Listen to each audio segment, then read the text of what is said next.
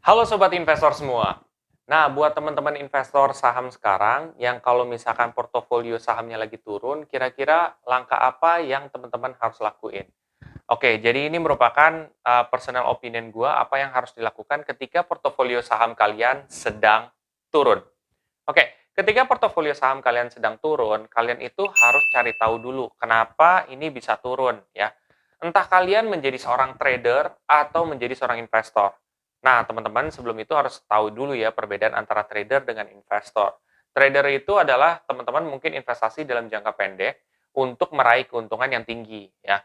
Jadi kalau misalkan dalam jangka pendek kalian pengen beli di saat yang rendah dan jual pada saat yang paling tinggi banget gitu.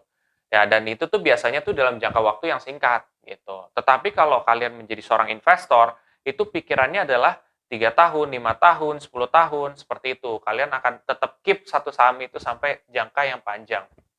Nah, kalian itu seperti apa orangnya? Nah, untuk kalian yang sebagai trader, tentu ketika misalkan saham kalian lagi turun, yang harus kalian lakukan itu adalah identifikasi lebih dalam ya.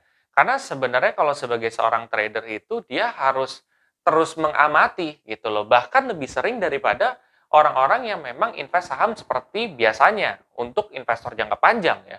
Karena kalau misalnya seorang trader kan dia mau mencari momen nih, di saat harganya tinggi tuh kapan nih. Jadi otomatis dia harus terus update nih terhadap berita-berita, terhadap keadaan yang ada. Tetapi kalau misalkan teman-teman menjadi seorang investor dalam jangka panjang, ya tentu kalian harus update. Tapi nggak sebanyak kalian seperti seorang trader. Katakan misalkan dalam keadaan 2 bulan atau 3 bulan mungkin ada berita-berita tentang saham kalian, ya udah kalian baca, tapi nggak terlalu yang harus dipusingin.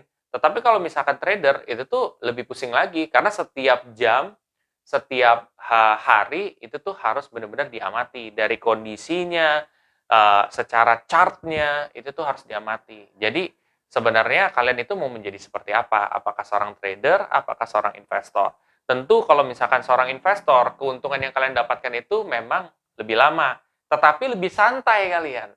Tetapi kalau menjadi seorang trader, kalian lebih capek dan kemungkinan untuk dapat untung memang ada. Tapi tidak apa ya, tidak santai gitu loh. Kalian harus baca terus, kalian harus up to date terus gitu. Nah, kalau misalkan langkah yang harus diambil itu adalah ya tetap sama sebenarnya basically itu harus lebih mengamati berita tersebut. Kenapa ini bisa turun? Apakah emang kondisi ini bakal berkelanjutan di kedepan hari?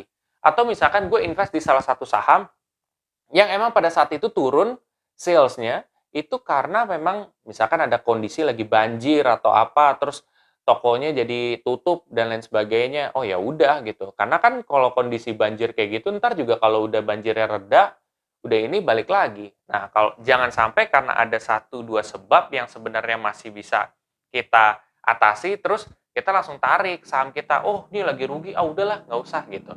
Kalau gue sih nggak seperti itu gitu loh. Gue ngelihat jangka panjang. Kalau kondisi kayak gini, oh ya udahlah gitu.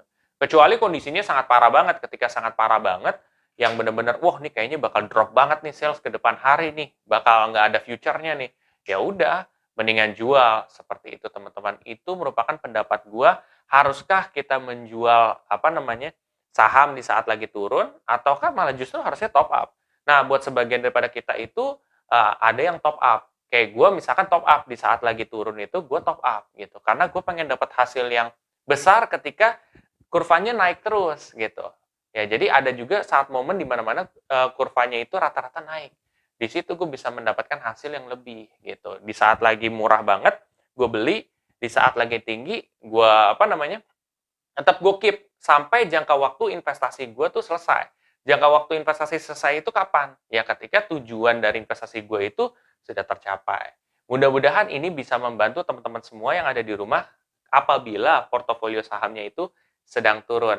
Kalau kalian merasa video ini sangat bermanfaat, kalian bisa share aja ke teman-teman kalian yang lain. Dan jangan lupa untuk subscribe, like, dan komen di video gue. Sampai jumpa di video gue selanjutnya. Terima kasih.